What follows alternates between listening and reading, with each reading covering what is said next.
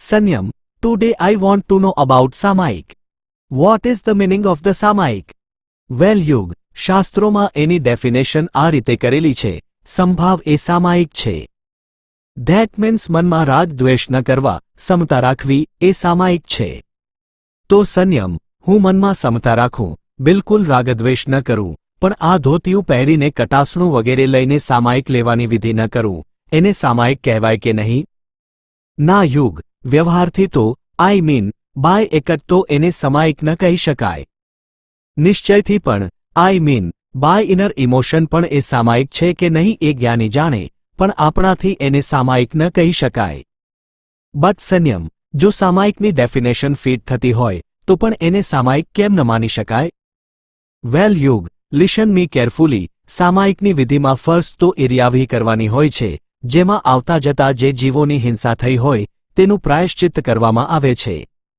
જ્યાં સુધી આપણે આ પ્રાયશ્ચિત્ત ન કરીએ ત્યાં સુધી સંભાવ આવવો એ પોસિબલ જ નથી. અને જે રિમેઇનિંગ સામાયિક વિધિ છે એમાં મેઇન થિંગ છે પાપત્યાગની પ્રતિજ્ઞા, જે કરેમી ભંતે સૂત્ર દ્વારા બોલવામાં આવે છે. જ્યાં સુધી પાપત્યાગ ન થાય ત્યાં સુધી પણ સંભાવ આવવો પોસિબલ નથી.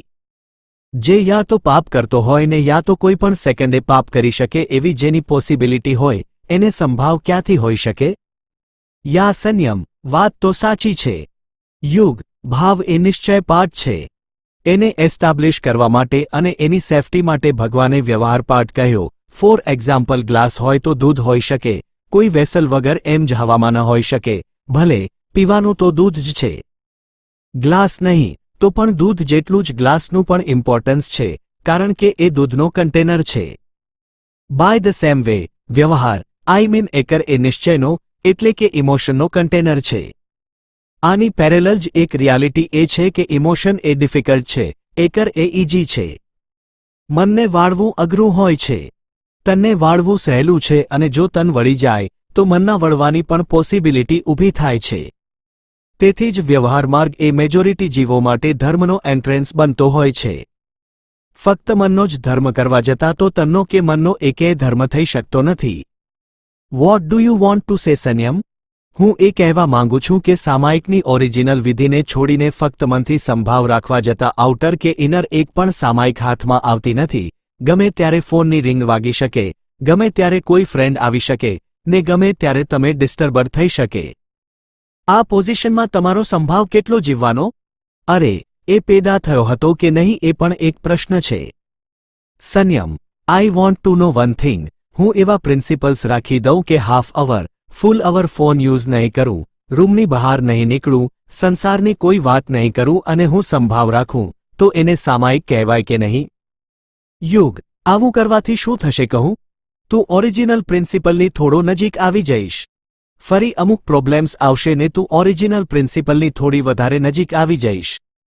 તો હવે તું જ કહે કે આ રીતે પોતાની રીતે ધીમે ધીમે ઠેસ ખાતા ખાતા મોક્ષનો માર્ગ એસ્ટાબ્લિશ કરવો, એના કરતાં ભગવાને ઓમની સાયન્સમાં જોઈને જે પરફેક્ટ વે આપેલો છે એનો જ યુઝ કરવો સારો નહીં? Wow Sanyam, what a point. I am totally convinced with you. Yug, વાત ફક્ત સામાયિકની નથી, કોઈ પણ ધર્મક્રિયાની છે. વી આર સો લકી કે આપણને વિતરાગ સર્વજ્ઞ પરમાત્માનો આ રિયલ રિલિજિયન મળ્યો. એને આપણે બરાબર સમજીએ અને એને ફોલો કરીએ તો આપણે ખૂબ જ ફાવી જઈશું. Yeah Sanyam, you are absolutely right. Now I want to know other benefits of the samayik. Listen carefully. સામાયિકનો ફર્સ્ટ અને બેસ્ટ બેનિફિટ એ છે કે એનાથી આપણને આપણો આત્મા આઈ મીન અવર સેલ્ફ પ્રાપ્ત થાય છે. ભગવતી સૂત્રમાં ભગવાન શ્રી મહાવીર સ્વામીએ કહ્યું છે, આર્ય, આપણો આત્મા સામાયિક છે. આર્ય, આપણો આત્મા સામાયિકનો અર્થ છે. આનો મિનિંગ શું થાય સંયમ? આનો મિનિંગ એ છે કે આપણા આત્માનું શુદ્ધ સ્વરૂપ આઈ મીન પ્યોર ફોર્મ એ સામાયિક છે, એટલે કે સંભાવ છે. જેમ પાણીમાં કચરો નાખવાથી પણ પાણી ગંદુ થાય છે. પાણી એ કચરો નથી. કચરો અને પાણી એ બંને જુદા છે. એ રીતે આત્મામાં રાગ દ્વેષ આવવાથી આત્મા ગંદો થાય છે. આત્મા એ રાગ દ્વેષ નથી. આત્મા એ રાગ દ્વેષથી જુદો છે. જ્યારે આપણે સામાયિક નથી કરતા ત્યારે આપણે આજુબાજુ એવા કેટલા બધા રીઝન્સ હોય છે કે જેનાથી રાગ દ્વેષ થયા જ કરે, ધેટ મીન્સ જ્યારે આપણે સામાયિક નથી કરતા ત્યારે આપણે આપણી જાતને ગુમાવીએ છીએ. સામાયિક વિના આપણને જે કાંઈ પણ મળે છે એ બધું જ સેલ્ફ કોસ્ટ પર મળે છે. આઈ મીન આપણે જાતને ગુમાવીને બહારનું કંઈક અચીવ કરીએ છીએ. જ્યારે આપણી જાત જ નહીં હોય ત્યારે એને કોણ અચીવ કરશે? યુગ ભગવાનનો મેસેજ એ છે કે જો તમારી પાસે તમારી સેલ્ફ જ નથી તો બીજું તમને ગમે તેટલું મળે એનો કોઈ અર્થ નથી. અને જો તમારી પાસે તમારી સેલ્ફ છે તો તમને બીજી કોઈ જ વસ્તુની જરૂર પણ નથી. સેલ્ફમાં જે પ્લેઝર છે એ દુનિયામાં બીજે ક્યાંની નથી. સામાયિકનો સેકન્ડ બેનિફિટ છે સાવધ્ય ત્યાગ, આઈ મીન સંસારના મેજોરિટી પાપોમાંથી મુક્તિ. થર્ડ બેનિફિટ છે stress management. As a house holder આપણે જે સ્ટ્રેસને ફેસ કરતા હોઈએ છીએ એના માટે સામાયિક એ સુપર મેડિસિન છે. ફોર્થ બેનિફિટ છે પીસફુલ એક્સપિરિયન્સ. વી નો વેરી વેલ સામાયિકમાં કેવી સરસ શાંતિ લાગે છે. ફિફ્થ બેનિફિટ છે resources saving. Water, electricity, vehicle fuel આ બધાના વધતા યુઝથી આખા વર્લ્ડનું રિસ્ક ક્રિએટ થયું છે. આ ટાઈમમાં સામાયિકનો પ્રસાર જેટલો વધશે એટલું વર્લ્ડ વધારે સેફ થશે. બીકોઝ સામાયિકમાં આમાંથી એક પણ રિસોર્સનો યુઝ કરવાનો હોતો નથી. સિક્સ્થ બેનિફિટ છે સમ્ય જ્ઞાનની પ્રાપ્તિ.